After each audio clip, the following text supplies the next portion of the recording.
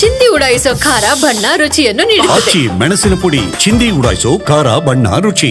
ಕೇಂದ್ರದಿಂದ ರಾಜ್ಯಕ್ಕೆ ಯಾವಾಗಲೂ ಕೂಡ ಮಲತಾಯಿ ಧೋರಣೆ ಅನ್ನೋದು ಅನುಭವಿಸ್ತಾ ಬಂದಿದೆ ನಮ್ಮ ರಾಜ್ಯ. ಈಗಲೂ ಕೂಡ ರಾಜ್ಯಕ್ಕೆ ಅನ್ಯಾಯವಾಗಿದೆ. ಅನುದಾನದ ವಿಚಾರದಲ್ಲಿ ತಾರತಮ್ಯ ಮಾಡಲಾಗಿದೆ. ಕೇಂದ್ರದ ವಿರುದ್ಧ ಹೋರಾಟಕ್ಕೆ ರಾಜ್ಯ ಸರ್ಕಾರ ಚಿಂತನೆ ಮಾಡ್ತಾ ಇದೆ. ಇಡೀ ದೇಶದಲ್ಲಿ ಅತಿ ಹೆಚ್ಚು ತೆರಿಗೆಯನ್ನು ಸಂಗ್ರಹ ಮಾಡುವಂಥ ಎರಡನೇ ಅತಿ ದೊಡ್ಡ ರಾಜ್ಯ ಅಂದರೆ ಅದು ಕರ್ನಾಟಕ. ಇತ್ತೀಚೆಗೆ ಕರ್ನಾಟಕವೇ ನಂಬರ್ 1, ಮಹಾರಾಷ್ಟ್ರ ಹಿಂದಕ್ಕೆ ಸರಿದಿದೆ ಎನ್ನುವ ಮಾತುಗಳಿದ್ದಾವೆ. ಹೀಗಿದ್ದಾಗ ಕರ್ನಾಟಕದಿಂದ ಅತಿ ಹೆಚ್ಚು ತೆರಿಗೆ ಸಂಗ್ರಹವಾದರೂ ಕೂಡ ಅನುದಾನ ಮಾತ್ರ ಕವಡೆ ಕಾಸಿನ ಕಿಮ್ಮತ್ತಿನ ರೀತಿಯಲ್ಲಿ ಬರ್ತಾ ಇದೆ. ಹೀಗಾಗಿ ಮೊದಲು ಸಂಸದರ ಮೂಲಕ ಕೇಂದ್ರದ ಮೇಲೆ ಒತ್ತಡ ತರುವಂಥ ತಂತ್ರ ಮಾಡುತ್ತೆ ರಾಜ್ಯ ಸರ್ಕಾರ.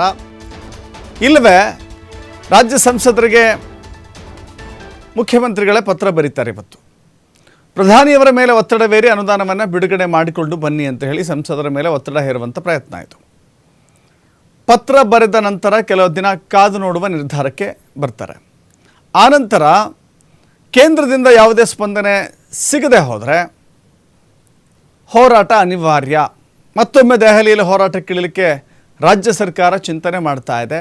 ಈ ಬಾರಿ ತಮಿಳುನಾಡು, ಕೇರಳ, ತೆಲಂಗಾಣದ ಸಹಕಾರವನ್ನು ಕೂಡ ನಮ್ಮ ರಾಜ್ಯ ಪಡೆಯುತ್ತೆ. ದಕ್ಷಿಣ ರಾಜ್ಯಗಳ ಬೆಂಬಲವನ್ನು ಪಡೆದುಕೊಂಡು ಹೋರಾಟಕ್ಕಿಳಿಯಲು ತೀರ್ಮಾನವನ್ನು ಮಾಡ್ತಾ ಇದೆ.